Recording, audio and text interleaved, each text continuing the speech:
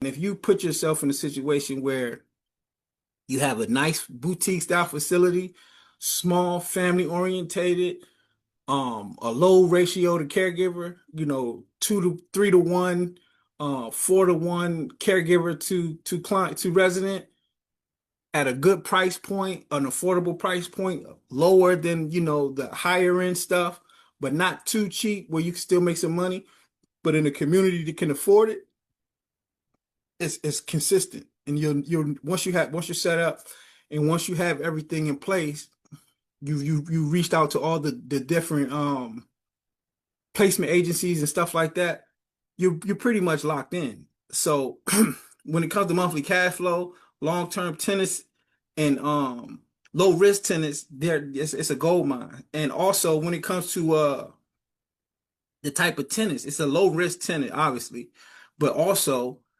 it's a low impact tenant. Seniors don't kick holes in walls. They don't bust out windows. They don't mess up the paint. And these are some of the things that the landlords care about. And this is some of the things that you want to make sure that you outline as you explain to them what you're doing and what your business is when you approach them about, turning their single family or, their unit into their property into a assisted living facility.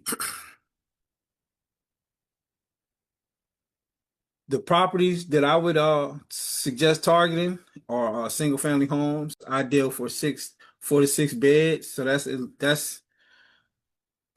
at least 3 beds, 3 bedrooms. I would, ideally you want 4 beds and 2 baths.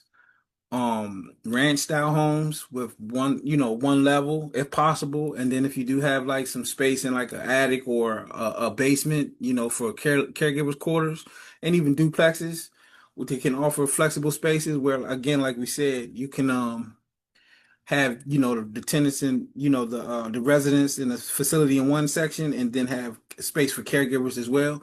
So we were looking at single family homes, 4 bedrooms. I would go ahead and say minimum, and 2 baths. Uh, and like I said, if you could get everything on single level, awesome. But if not, some staircases, make sure it's like an easy staircase to navigate for a chairlift. Because eventually you want to make sure that you have accessibility if the rooms are upstairs. You definitely have to add in that chairlift. So that's something you're gonna have to run past the landlord or the